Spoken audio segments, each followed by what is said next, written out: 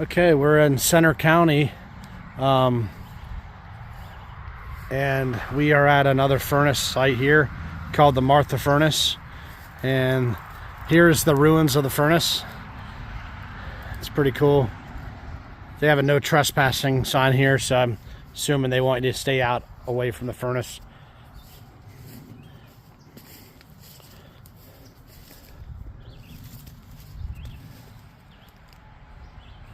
But you can see how tall it was at one point, and it looks like on the top there's a rounded loading part of the furnace. Like there was a circular style loading area. A lot of the rocks have been falling down, but this furnace was started around 1830 by Roland Curtin, which had the Eagle Iron Works up in Howard, Pennsylvania, just past Milesburg. And this would have been a second furnace he would have built and named it after his daughter Martha.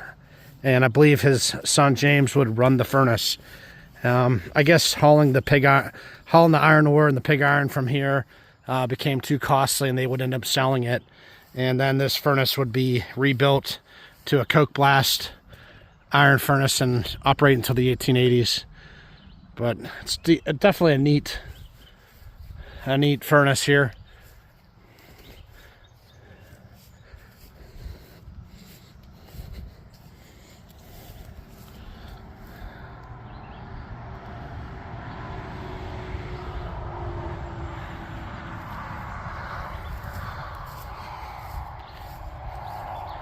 Like I said, we're in Center County, and this is an area where we're very close to Blair County, just down the road, and also Huntington County over the mountain.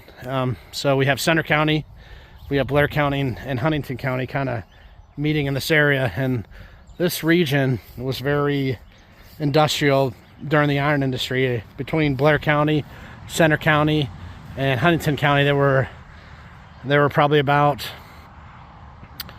almost 50 blast furnaces, so it's a pretty busy area. Actually, probably around 60 blast furnaces.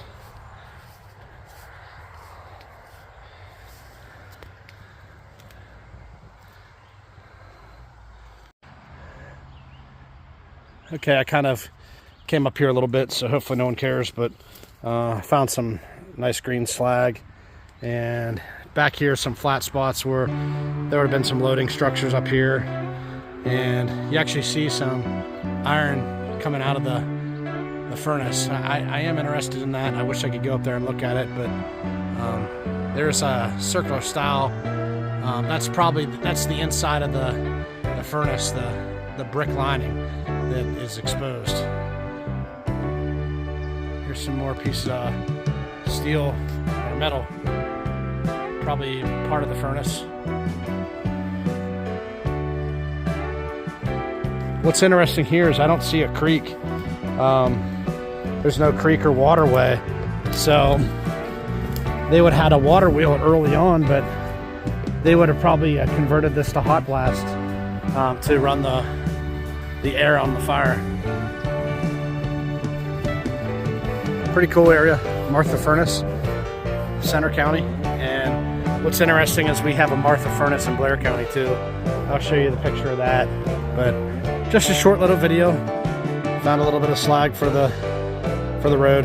So short video here on iron furnaces. You guys know I enjoy finding these iron furnaces, and if you find one like this in a heap of ruins, it's kind of sad, but at one point this area would have been booming with communities and industrial history. And there's a railroad right across the street there, so back then they were probably using the railroad to ship this iron ore, pig iron, all over the country. We'll take one more good look here and we'll take off.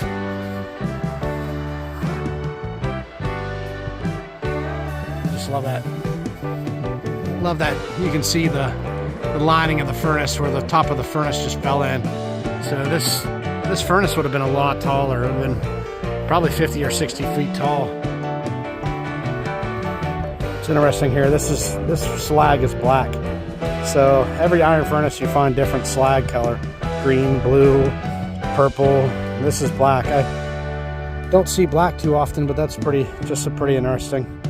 My understanding of why there's different colors of slag was the different ingredients they use in the iron ore, the charcoal, the limestone, and how the furnace, what temperature it was heated up to, and kind of the combination of how they're heating the furnace would kind of make the slag cool and change colors.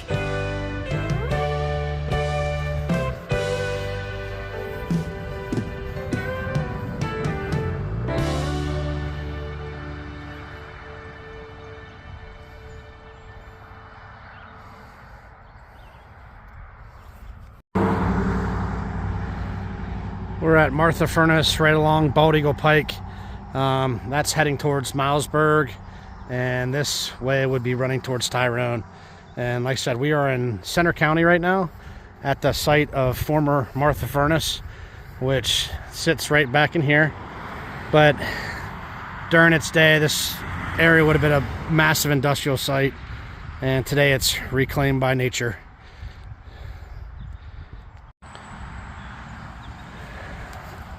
I make a lot of video on iron furnaces. It's something I'm very interested in. There's a lot of history around each iron furnace, and each iron furnace site is different, and there's lots of cool stuff to learn. But just an overview of what an iron furnace did. I mean, you can watch lots of my videos and you'll find videos with larger explanations. But back during the iron industry, before we had steel, America would mine iron ore rock, and they would take the iron ore rock to these furnaces, and they would load the iron ore at the top of the furnace. They would put limestone in also, and charcoal. Charcoal was a heat source, and it would burn, smelt down to the bottom.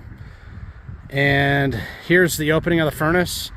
Either the front or the side, there would have been a large structure, large building around here, where the men would extract the molten liquid iron out of the furnace. And this iron would be used for all types of products, whether it was household pots and pans, could have been equipment at the time, farming equipment, plows, cultivators, railroad track, construction, wrought iron, construction beams, nail spikes, anything and everything that they needed during these times, that, other than out of wood or fabrics or cloths, they would use iron for.